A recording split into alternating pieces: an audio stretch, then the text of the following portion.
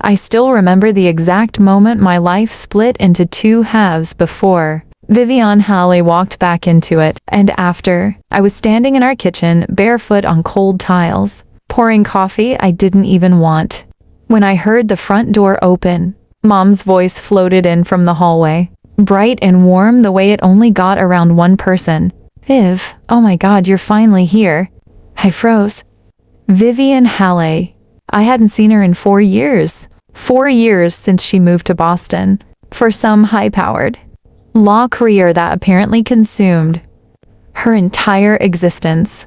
4 years since she sat at our dining table laughing with my mother while I tried and failed not to stare at her like a fool. I was 18 then, stupid and soft and convinced what I felt was just admiration. I was 22 now, and I was about to find out I was wrong. She walked into the kitchen and time did something cruel and slow. She was wearing a slate gray blazer, her dark hair pinned loosely at the nape of her neck, a few strands falling forward like they'd given up being professional. Her eyes, those impossible green eyes, swept the room and then landed on me. She stopped. Not dramatically, not obviously, but I noticed the half-second pause, the way her lips parted slightly before curving into a smile. "Scarlett," she said. "Just my name. Nothing else." But the way she said it felt like a hand pressing gently against my chest. "Vivian," I managed. "Welcome back." Mom was already pulling her further inside, talking about dinner plans and the guest room and how Boston had apparently stolen her best friend for far too long. Vivienne laughed at all the right moments, said all the right things, and somewhere in between. She glanced back at me over my mother's shoulder. I looked away first. That night at dinner, I learned 3 things about Vivian Halley. 1, she had just ended a 6-year relationship with a woman named Patricia, who had, according to the brief, tight smile Vivian gave when Mom asked, decided she wanted something simpler.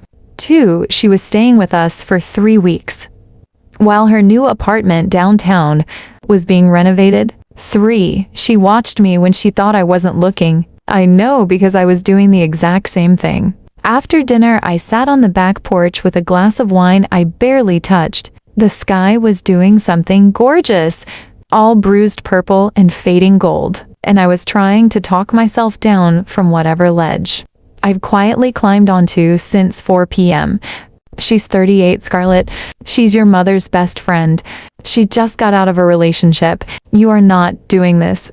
The porch door opened softly behind me. I didn't need to turn around to know it was her. I felt her the way you feel a change in weather. Something in the air shifting, getting warmer and more dangerous all at once. She sat beside me, close enough that I could smell her perfume. Something dark and soft. Sandalwood, maybe? Or regret. "You've changed," she said quietly. 4 years will do that," I replied, staring at the sky. Silence settled between us, but it wasn't uncomfortable. It was the kind of silence that holds its breath.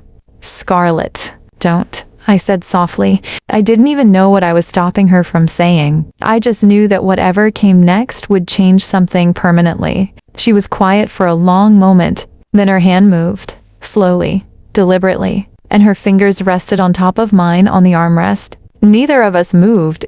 Neither of us spoke. The sky finished burning and went dark, and I sat there with my mother's best friend's hand covering mine, heart pounding like I was standing at the edge of something I could never come back from, because I was. 3 days, for 3 days after the porch, Vivian and I existed in a careful, excruciating dance of almost eye contact held too long, almost hands brushing in the hallway, almost conversations that started normal and ended with one of us walking away before they became something else entirely.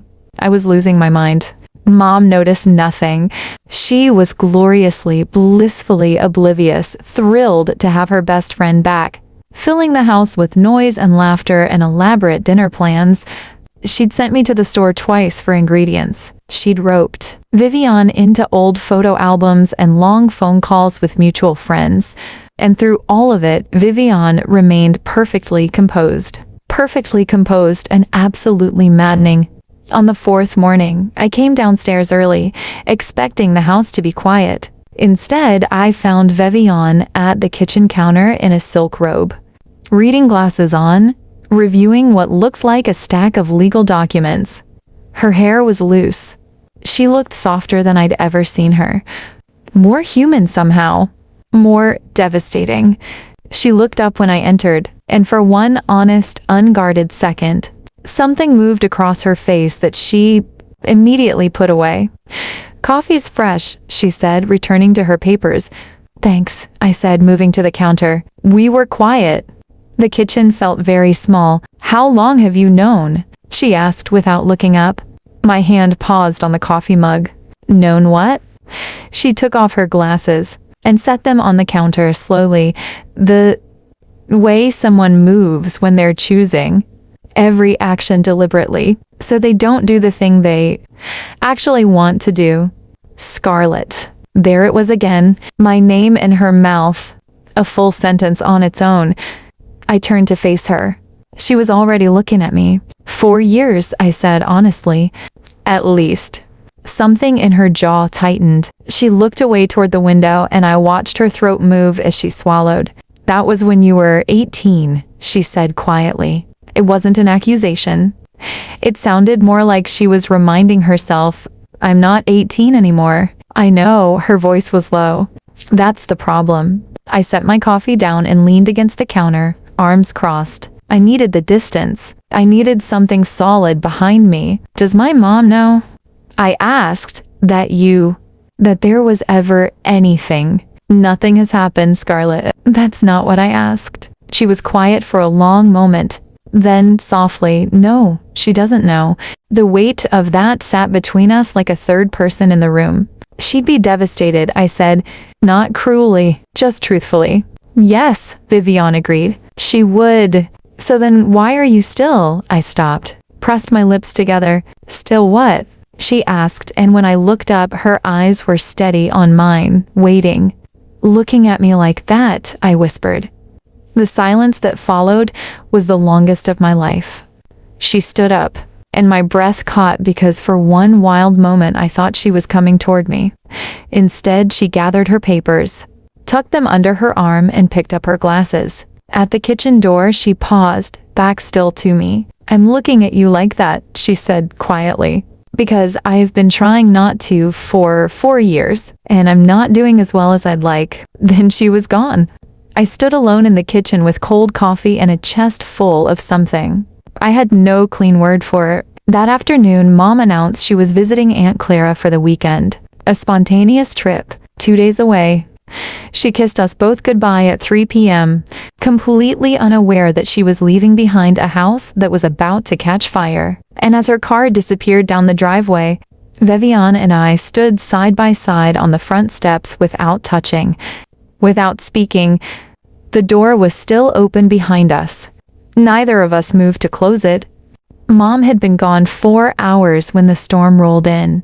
I don't mean that as a metaphor, though it was that too. I mean actual thunder, actual lightning. The kind of summer storm that makes the whole house feel smaller and the world outside feel far away. I was in the living room pretending to read when Vivian came downstairs. She'd changed into something simple, soft linen trousers, a loose white blouse. Her hair was down. She looked like a painting of someone trying to look casual and failing beautifully. She sat in the armchair across from me. Neither of us spoke for a while. The rain did all the talking. "I owe you honesty," she finally said. I closed my book. "When I left for Boston 4 years ago," she continued, eyes on the window, "part of the reason I didn't come back sooner was you."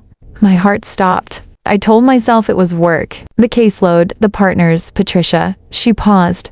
"But the truth is, I looked at you one evening at your mother's birthday dinner, and I saw something in your eyes that scared me half to death. And then I checked myself what I felt looking back, and it scared me even more." "Vivian, let me finish." Her voice was steady, but her hands weren't. I could see them, pressed together in her lap. "I am 38 years old. I have spent my entire career defending other people's choices and judging, none of them. But this one, I have judged myself for every single day. I stood up. I couldn't sit still anymore. Why? I asked, crossing the room slowly. Why is this one worth judging? She looked up at me. This close, I could see everything she'd been carefully keeping behind glass. The exhaustion of it, the want. Because she's my best friend's daughter, she whispered. Because I watched you grow up. Because I should know better. Maybe, I said softly. Knowing better is overrated. Her breath caught. And then I did something that took every bit of courage I had. I reached out and gently tucked that loose strand of hair behind her ear. My fingertips barely grazed her cheek. She closed her eyes. Scarlett, if we do this. I know, I said. I know what it costs. I know what we risk. I crouched down slightly so we were eye level. I'm asking you anyway. For a long moment, she just looked at me, searching, deciding. Then she reached up and took my hand from her cheek and held it. I need you to be sure, she said quietly. Not curious, not swept up in the storm. Sure. I've been sure for 4 years, I told her. You're the one who needed time. Something in her finally broke. Open, gently, like a door that had been locked. Too long swinging quietly free. She rose from the chair and stood before me, our hands still joined. And then she lifted her other hand to my jaw, careful, deliberate, tender in a way that made my eyes sting. If your mother ever... I know, I whispered. And you still... Yes, I breathed. Vivian! Yes. She kissed me like she'd been afraid to for 4 years, soft at first, hesitant, like she was giving us both one last chance to stop. I kissed her back like I'd been waiting exactly that long. And then it was neither soft nor hesitant anymore. The storm outside pressed against the windows. The lights flickered once. We didn't notice. Later, much later, we lay tangled in the quiet dark of her room, her fingers tracing slow, absent patterns on my arm. The rain had softened to something gentle. The whole world felt paused and private and ours. I'm terrified, she admitted to the ceiling. Of what? I murmured against her shoulder. Of how easy that was, she said. Of how long I should have been terrified of how easy that was going to be. I smiled against her skin. Outside, the storm was ending, and inside something else, something permanent and terrifying and wonderful, had just begun. Neither of us talked about what happened next. We didn't need to yet, but morning was coming, and with it, my mother's return. Mom came home on a Sunday afternoon with leftover pie from Aunt Clara, and a smile so warm, it cut me straight through the chest. You two survived the storm, she announced, setting everything on the kitchen counter. I felt so guilty leaving. Was it terrible? We managed, Vivian said from across the kitchen. Her voice was perfectly even, her face composed and familiar. She looked exactly like she always had, Diane Monroe's best friend. Polished and steady and completely untouchable. I busied myself with plates. Scarlett, you're quiet, Mom said, studying me. Tired, I said. Didn't sleep well. She accepted that, kissed my cheek, and began telling us about Aunt Clara's new garden renovation. I nodded in the right places, laughed at the right moments, and across the kitchen counter, Vivian met my eyes exactly once. Just once. Brief as a held breath, then we both looked away. That was how the next 4 days went. Careful, quiet, exquisitely painful. We didn't steal moments. We didn't reach for each other in empty hallways. Vivian was too disciplined and I was too aware of what carelessness could cost. So we existed in the space between what happened and what couldn't be undone. Polite. Warm, heartbreakingly normal. But on the 5th night, I woke at 2 a.m. to find a folded note slipped under my bedroom door. Meet me on the porch. She was already there when I came down. Wrapped in a cardigan, holding 2 cups of tea like she'd planned this with the same precision she gave her legal briefs. I sat beside her. She handed me a cup. The night was warm and still. I've been offered a position, she said quietly. In London, senior partner. It's everything I've worked toward. I stared at the dark garden. When? I'd leave in 3 weeks. 3 weeks. Which was exactly when her apartment would be ready. Which was exactly how long she'd planned to stay. The timing was almost elegant in how cruel it was. Is that what you want? I asked. I don't know what I want anymore, she said honestly. And that is not something I've been able to say in a very long time. I turned to look at her. She was already looking at me. I need to ask you something, I said. And I need you to be honest. Always. Last weekend, was that goodbye for you? Her expression cracked, just slightly, just enough. No, she whispered. No. That's the problem. My eyes burned. I looked away before she could see.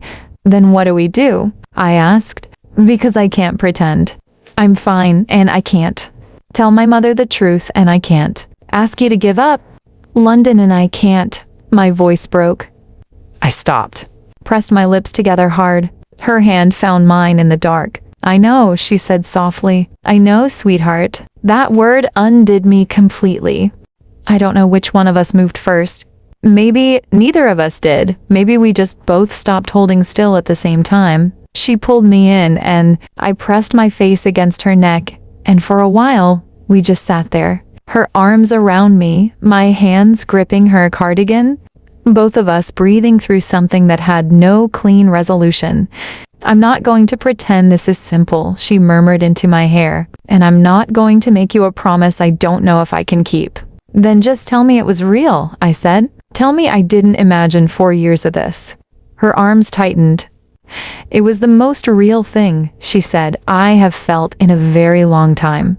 We stayed on that porch until nearly dawn. Talking, being quiet, memorizing each other in the way people do when they're not sure what comes next. She left for London 19 days later. Mom cried at the goodbye. I held it together just long enough. 3 weeks after that, a letter arrived. No return address, just my name on the envelope in Vivian's handwriting.